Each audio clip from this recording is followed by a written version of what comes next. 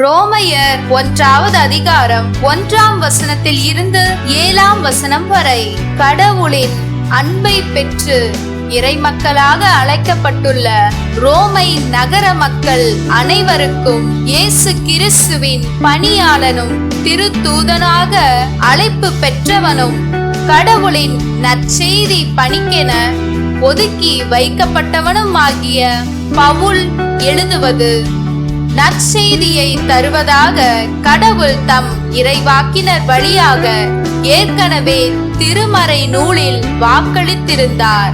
இந்த நற்செய்தி அவருடைய மகனை பற்றியதாகும். இவர் மனிதர் என்னும் முறையில் தாவீதின் வழிமரபினர் தூய ஆவியால் ஆட்கொள்ளப்பட்ட நிலையில் வல்லமையுள்ள இறைமகன். இவர் இறந்து உயிர்த்தெழுந்ததால் இந்த உண்மை நிலைநாட்டப்பட்டது. இவரே நம் ஆண்டவர் இயேசு கிறிஸ்து. பிற இனத்தார் அனைவரும் இவர் மீது நம்பிக்கை கொண்டு இவருக்கு கீழ்ப்படியுமாறு இவர் பெயர் விளங்க இவர் வழியாகவே நாங்கள் திருத்தூத பணி செய்வதற்குரிய அருளை பெற்றுக்கொண்டோம்.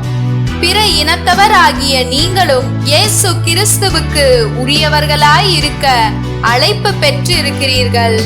நம் தந்தையாம் கடவுளிடம் இருந்து ஆண்டவராம் இயேசு கிறிஸ்துவிடம் இருந்தும் உங்களுக்கு அருளும் அமைதியும் உரித்தாகுக.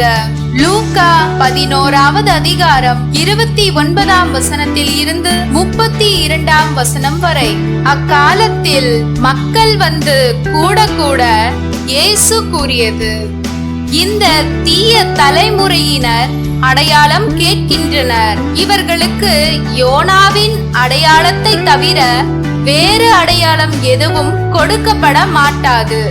யோனா நினிவே மக்களுக்கு அடையாளமாய் இருந்ததை போன்று மானிட மகனும் இந்த தலைமுறையினருக்கு அடையாளமாய் இருப்பார்.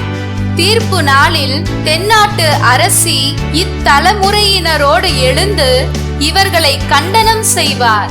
ஏனெனில் அவர் சாலமோனின் ஞானத்தை கேட்க உலகின் கடைக்கொடியில் இருந்து வந்தவர். ஆனால் இங்கிருப்பவர் சாலமோனிலும் பெரியவர் அல்லவா? தீர்ப்பு நாளில் நினிவே மக்கள் இத்தலைமுறையினரோடு எழுந்து இவர்களை கண்டனம் செய்வார்கள். ஏனெனில் யோனா அறிவித்த செய்தியை கேட்டு அவர்கள் மனம் மாறினார்கள். ஆனால் இங்கிருப்பவர் யோனாவை விட பெரியவர் அல்லவா என்றார்.